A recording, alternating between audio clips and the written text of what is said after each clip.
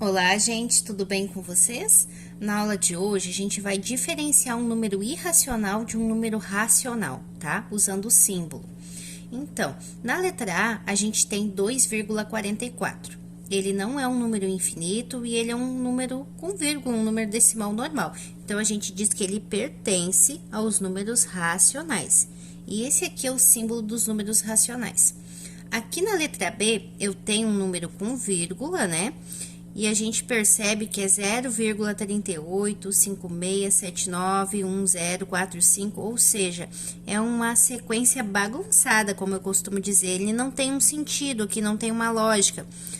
Tu sabe me dizer quem é que vem depois? Tu consegue perceber que qual número vem depois? Não, né? Porque ele não tem um período, tá? Não tem parte periódica, é uma bagunça. E além de ser bagunçado, é infinito, ou seja, vai continuar sendo bagunçado, né, até o infinito.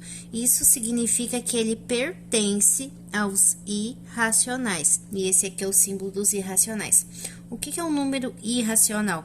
É um número que ele é infinito e não periódico. Não periódico significa uma bagunça, tá? Essa aula de hoje é para fechar o estudo dos números irracionais. Eu fiz 2 vídeos anteriores onde eu explico, né, o que é um número irracional, como ele compõe os conjuntos numéricos, e hoje é para finalizar, tá? Diferenciando racional de irracional. Aqui eu tenho um número com vírgula, ele é um número bagunçado também, só que ele não é infinito. Então, se ele não é infinito, ele pertence aos racionais. Por quê? Porque com esse número aqui, eu consigo criar uma fração, tá? Qualquer número que eu consigo fazer fração, ele é racional. Aqui eu tenho 4,5. Esse tracinho em cima do 5 significa que o 5 repete. Ou seja, isso aqui é a mesma coisa que 4,55555 com um infinito na frente, tá? Então, aqui eu tenho um número com vírgula infinito, mas ele não é bagunçado. Tu sabe me dizer quem vem depois? Olhando para esse infinito aqui, quem é que vem depois? Qual o próximo número? É o 5, porque ele tem um período, e o período aqui é 5. Então, se ele tem período, ele não é um número não periódico, ele é um número periódico. Então, se ele é periódico, tem lógica, tem sentido, tu sabe dizer quem vem depois e é infinito, ele pertence aos racionais. Ele nunca vai ser irracional, tá? Aqui eu tenho uma fração, 2/3. A fração é um número que pertence aos racionais, tá? Aqui no F. Esse exemplo aqui é bem interessante, raiz de 25 e raiz de 10, tá? Já vou aproveitar e abordar os dois de uma vez só. Raiz de 25. 25 é um número quadrado perfeito. Por quê? Porque a raiz de 25 é 5, ou seja, 5 vezes 5 é 25. Ele tem uma raiz exata. Então, se a raiz de 25 é a mesma coisa que 5, eu posso dizer que pertence aos racionais.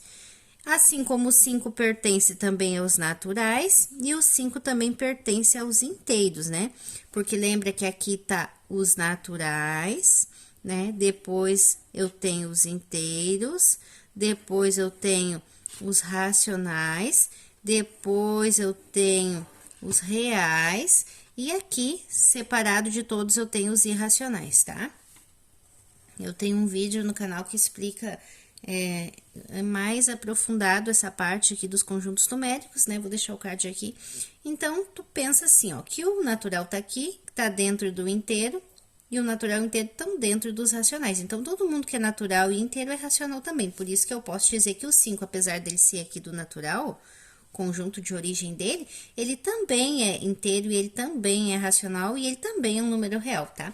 Número real, gente, são todos os números que existem. Então, se pertence aos reais, é a mesma coisa que eu disser que existe, tá? Então, o número irracional, ele é real também, tá? Isso é muito importante a gente definir. E a raiz de 10? A raiz de 10 não é uma raiz exata, o 10 não é um quadrado perfeito. Então, a raiz de 10, o resultado da raiz de 10, se tu for calcular manual ou se tu for calcular no calculador, tu vai perceber que é um número infinito né? E bagunçado, ou seja, vai ser um número que vai ter vírgula, um número decimal, e esse número vai ser infinito e bagunçado da mesma forma que foi este aqui, ó, tá? Então, eu posso dizer que a raiz de 10 pertence aos irracionais. E aí, eu já vou aproveitar aqui, ó, e vou explicar para vocês que qualquer raiz de número que não é quadrado perfeito, ou seja, raiz que não tem resposta exata, raiz de 7, raiz de 5, raiz de 3, raiz de 2, raiz de 21, raiz de 13, qualquer raiz de qualquer número que não seja, ó, raiz de 8, que não seja número quadrado perfeito, ou seja, aquela raiz que é aproximada, que vai dar um número aproximado, que não tem raiz exata, não tem um número certo ali, que nem no caso do raiz de 25 que deu 5, esses todos aqui pertencem aos irracionais, são todos desse conjunto aqui, ó. Todos eles fazem parte desse conjunto ali. E aqui, para finalizar, a gente tem um outro número com vírgula, tá? 3,14, 15, 17, 22, 31, ó, não tem lógica, não tem período, tá? Não tem ninguém se repetindo. É um número infinito, ó, ele é infinito e ele é não periódico. Então, se ele é infinito e não periódico, ele pertence aos irracionais, é um número irracional, tá? Agora, eu vou criar um exemplo aqui só para vocês verem a diferença. Ó, 1, ó, esse número aqui, o que que ele é? Irracional ou racional? Se tu tá aí assistindo até o final, deixa aí no comentário pra ver se a gente vai acertar, tá? Ó, 1,324, 324, 324. Eu percebo que o próximo número da sequência vai ser qual?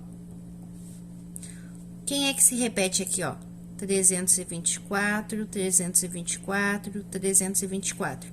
Então, eu consigo, olhando para cá, saber que o próximo número vai ser 324, porque ele é infinito, ele tem um próximo número.